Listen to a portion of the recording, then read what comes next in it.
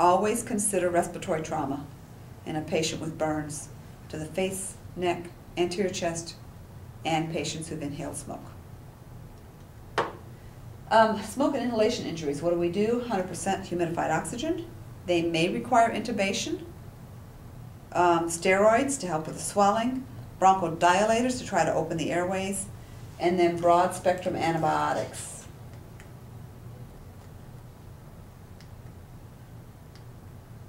Okay, submergent injuries. 8,000 deaths per year are caused by drowning. 40% of those deaths occur in children under the age of 5. It is the leading cause of accidental death in children under the age of 5.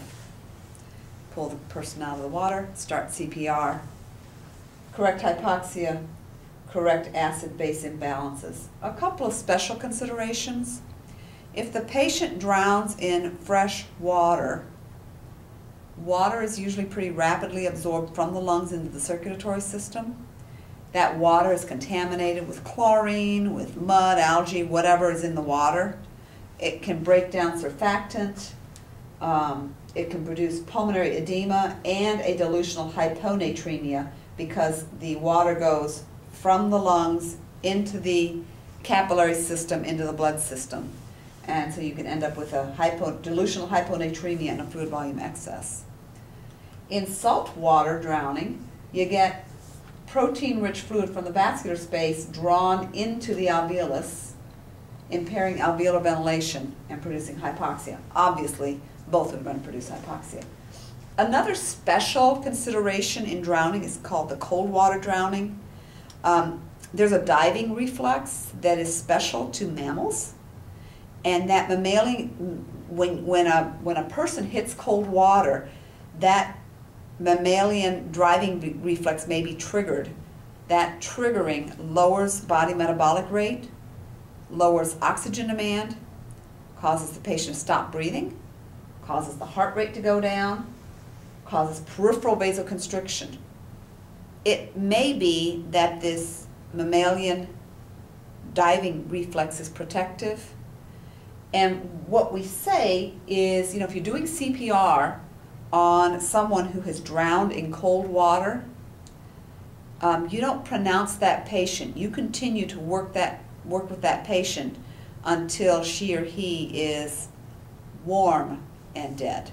So you measure body temperature, and if they're cold, you keep working, because it could be that their diving reflex, that mammalian reflex, is protecting their body from the adverse effects of hypoxia. Namely, you get 2 patients, one person drowned in normal water and one person drowns in ice-cold water. The person in ice-cold water is more likely, and they're both dead when you pull them out, so to speak, They're both in full-blown cardiac arrest. The cold water drowning is more protected because their body, being that cold, they don't need as much. Their metabolism goes down, their brain is more preserved. All near drowning victims require observation because they can end up with a delayed pulmonary edema, with pneumonia, and with cerebral edema as a consequence.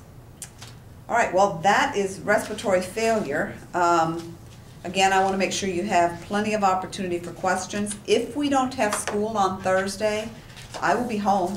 I don't plan on going anywhere. You're free to call me, and I will either answer my cell phone or I will call you back from my home phone.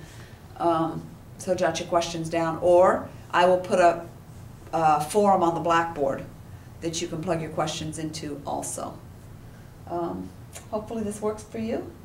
And if you're like me and being at home distracts you, and we do have school on Thursday, feel free to come up here and use our nursing lab and get out of the house if that's helpful to you.